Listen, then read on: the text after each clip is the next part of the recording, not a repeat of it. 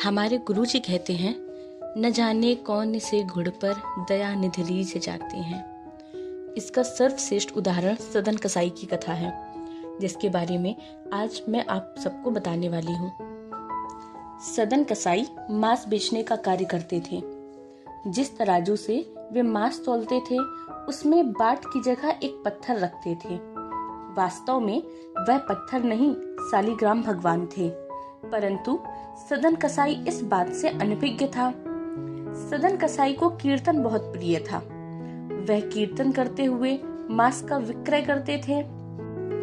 एक बार उस रास्ते से एक महात्मा गुजर रहे थे। महात्मा की नजर सदन कसाई के तराजू पर रखे पत्थर पर पड़ी।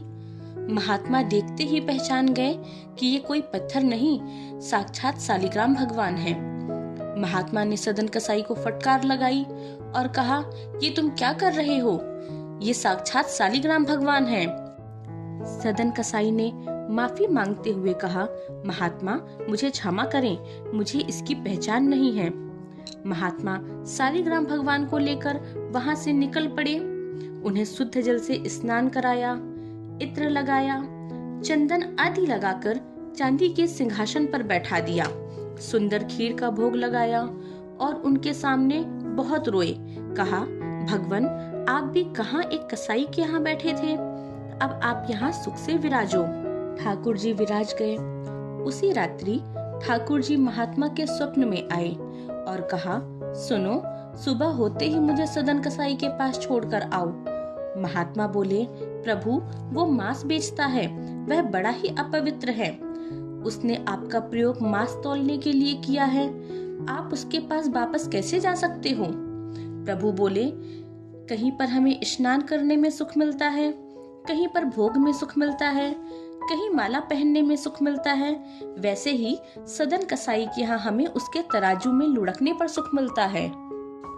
जब वह तराजू से तौलता है तब हम यहाँ वहाँ लौटते हैं, उसमें हमें बड़ा आनंद आता है।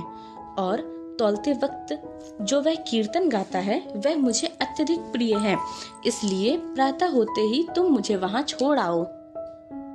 सुबह होते ही सदन कसाई के पास महात्मा आ गए। उन्हें सालीग्राम भगवान देने लगे। तब सदन कसाई बोला, महात्मा ये आप क्या कर रहे हैं? यह बहुत ही अपवित्र स्थान है, मैं यहाँ मांस बेचता हूँ, आप इन्हें यहाँ से ले जाएं। महात्मा ने स्वप्न की सारी बात सदन कसाई को बताई और कहा, भगवान तुम्हारे साथ ही रहना चाहते हैं। सदन कसाई के हाथ पैर कांपने लगे, नेत्रों से अविरल अश्रुधार बहने लगी। मन में विचार करने लगे कि मैं इतना पापी और गंदा इंसान हूँ, फिर भी ठाकुर जी मेरे साथ रहना चाहते हैं, और मैं इतना भी नहीं कर सकता कि उनके लिए ये गंदा काम छोड़ दूं। ज्यादा से ज्यादा क्या होगा, मुझे 2 वक्त का भोजन नहीं मिलेगा, लेकिन इससे बड़ा धन क्या होगा कि स्वयं ठाकुर जी मेरे साथ रहेंगे। उसी समय सदन कसाई ने अपनी दुकान बेच दी, सारे काम बंद कर दिए और बस सारा जीवन ठाकुर जी में अर्पित करने की ठान ली। सदन कसाई ने लोगों से पुरी का रास्ता पूछा और पुरी मार्ग पर भगवत दर्शन हेतु प्रस्थान किया। मार्ग पर कई भक्तों की टोलियां मिली, परंतु सभी भक्त उसके कसाई होने की वजह से उसे अपनी टोली में शामिल नहीं करते थे। सदन कसाई मुख्य मार्ग से अत्यंत दूरी बना के चलते। उन्हें लगता, कहीं मेरे स्पर्श से मार्ग अपवित्र ना हो जाए। सदन कसाई चलते चलते एक नगर में पहुँचे। रात्रि हो गई थी, इसलिए एक घर के बाहर सदन कसाई बैठ गए। सदन कसाई का रूप बहुत सुंदर था।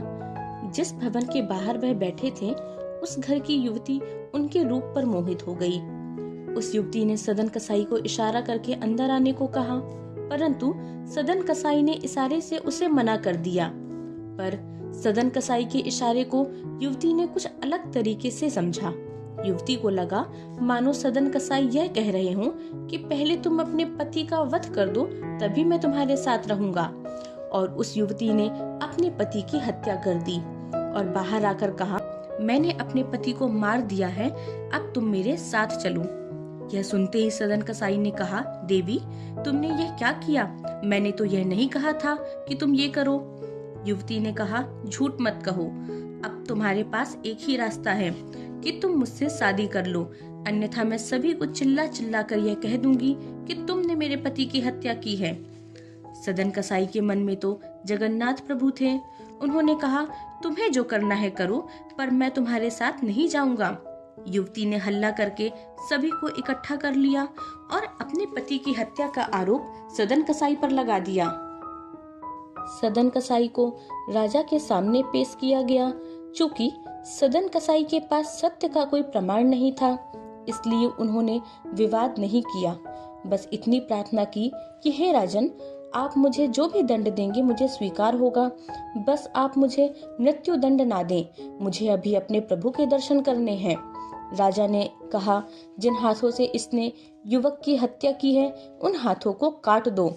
सदन कसाई ने यह सोचकर दंड स्वीकार किया कि मेरे प्रभु की भी तो हाथ नहीं है, मैं भी उन्हीं की तरह हो जाऊंगा। हाथों से अविरल रक्त की धार बह रही थी। सदन कसाई सिर्फ इतनी प्रार्थना कर रहे थे, हे भगवान, आपके दर्शन के पूर्व मेरे प्राण ना निकलें। जैसे ही सदन कसाई पुरी पहुंचे, ब्रह्म वेदी पर खड़े जगन्नाथ भगवान झूमने लगे। पुजारियों ने पूछा, भगवान, आज आप इतने प्रसन्न क्यों हैं? जगन्नाथ जी बोले, आज मेरा एक बहुत प्रिय भक्त आया है, उसे लेने के लिए पालकी भेज दो।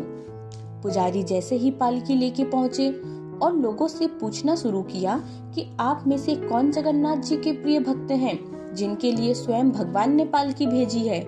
लोगों की होड़ लग गई।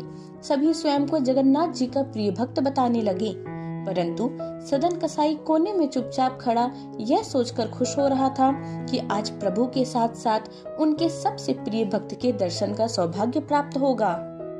सभी पुजारी खाली पालकी लेकर लौटे और ठाकुर जी से उस प्रिय भक्त की पहचान पूछी। तब ठाकुर जी ने कहा, मेरा प्रिय भक्त का स्वरूप मेरे जैसा ही है, उसके भी दोनों हाथ नहीं हैं। इस बार सदन कसाई को देखते ही पुजारी पहचान गए कि यही ठाकुर जी के प्रिय भक्त हैं।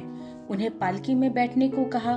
तब सदन कसाई ने कहा, नहीं नहीं, मैं वो भक्त नहीं हूँ, आपको जरूर कोई गलतफहमी हुई है। पर पुजारी नहीं माने। सदन कसाई पालकी में तो नहीं बैठे, पर पालकी के साथ साथ पैदल चलते हुए मंदिर में प्रवेश किया और जैसे ही जगन्नाथ प्रभु के दर्शन किए, उन्हें दंडवत प्रणाम करना चाहा, पर पहली बार उन्हें भुजा न होने पर अफसोस हुआ और निराश होते हुए अपनी कटी बाजुओं से ही जगन्नाथ जी को दंडवत करने लगे। यह देख ठाकुर जी के नेत्र सजल हो गए और दंडवत करते हुए सदन कसाई की दोनों भुजाएं उन्हें वापस लौटा दी। इस प्रकार जगन्नाथ प्रभु ने सदन कसाई जैसे अधर्मी को धर्म के मार्ग की ओर प्रशस्त किया और अपनी कृपा दृष्टि से उसका उद्धार किया। बोलो जय जगन्नाथ।